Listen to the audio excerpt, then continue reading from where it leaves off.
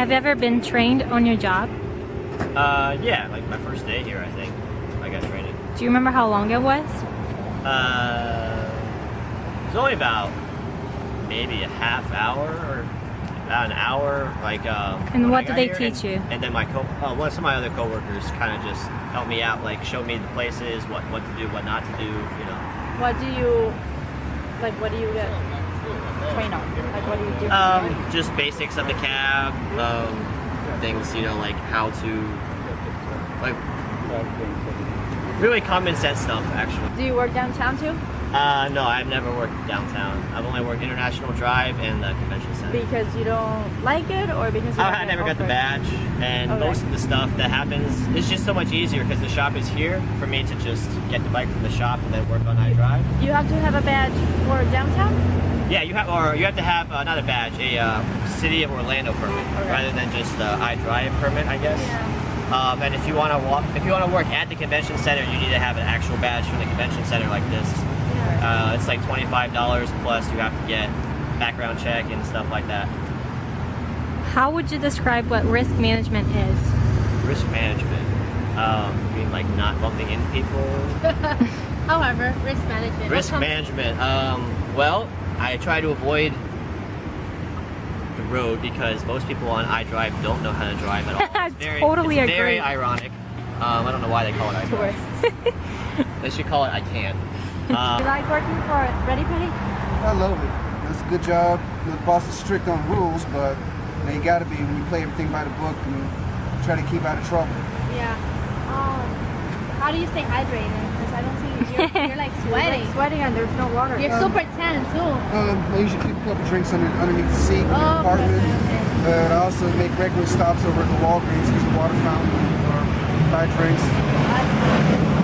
Usually over there right now they got two big bottles of water that have electrolytes in it. You get 2 of them for $3. Oh, that's nice. Do you work at downtown too? And we, well, for the company, we do International Drive, downtown Orlando, between the Amway and the Citrus Bowl. And we also do the Daytona Speedway as well. Do you rotate between them? It depends on what events are going on. Which one do you like more? For me, all of them are fun. Like, can you pick where you want to go, or it's just where she tells you to go? Well, it's more along the lines of, depends on where the events are. Do you get mad with the independent pedicabbers that they don't work as the high standards that you do? Well, I don't get mad. It does bother me that they don't have the insurance or licensing or the permits that we do, and they still operate. Yeah. Do I have a contract? Actually, this is my new. Yeah, this is my top one. About maybe 3 months ago. And how often do you check for maintenance? For maintenance, I mean, like spokes, you have to check for spokes because if you have somebody really, really heavy on your vehicle, the spokes will break easily, so you have to keep maintaining it. And plus, it's me on this vehicle too, so I have to be careful. How do you do the maintenance on this one? Maintenance, if you have a spoke that's broken, you just take it out and you true the wheel, make sure it's not wobbly or anything like that. Snap it back in and off you go. So how do you measure weight? Measure weight. How tired my legs are. I mean, there's no way to measure it. Like when you have an oversized person. I mean, there's really no way to measure it. I mean, it's wherever they need to go, I just have to take them. I can't just tell them where to Regardless go. of safety. Regardless I mean, if like, it's safe or not. I mean, there's only so much of a person can fit on here, you know? If they can't fit, they can't fit. What's your favorite part? Yes, it's safe to ride a pedicab as long as they're following the rules of the road. What are the rules for them? Let me finish the answer. Okay. As long as they're following the rules of the road, which means that they have helmets for kids, that they have reflectors, and they have the proper lighting for nighttime equipment, and that they have a proper county permit to operate as a business. So as long as they follow the rules of the road, just like any other bike would, they're perfectly fine to operate. So are you allowed to stop them? If a child is on that bike without a helmet, yes, that is a violation of the law. Or if they're operating without a headlight, I can stop them for it, just like you could stop any other bike without a headlight. And do you take their license away? They can get a ticket. It's not it's not an offense where you take the ticket away. It's a ticket. It's just like if you got pulled over for speeding, you get a ticket. So you do think it's safe? As long as it's safe as long as they're operating under the rules of the road, just like everybody else. Can we ask you any questions? I'm not supposed to give an opinion, but I'll try. We'll see what the question is first.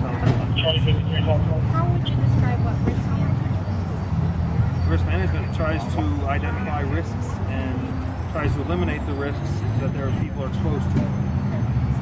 Now the thing that these pedicabs need though is if you're riding a pedicab, here's a question for you, that if you're riding a pedicab and you get hit by a car, accidents happen. Right. The bike, he had his headlight and he had his tail light and he was operating within the law, but there's no insurance requirements. There's nothing that says he has to carry or she has to carry liability insurance. So who's going to pay your medical bills if you're hurt? Nobody. You. That's the problem. Now if you get into a Mears taxi and they get in an accident, who pays your medical bills? They have insurance to cover that. That's the fallacy of this. They should require them to carry insurance. So it's a risk for the passenger. It's a risk for the passenger. We had a nursing convention here where one of these pedicabs, he went attached to the seat. Well, that thing broke loose. Pedicab flipped out. Nurse went flying out, and she ended up in the hospital with a broken bone across her jaw, missing a couple of teeth. She was ER hurt, seriously hurt. And the pedicab guy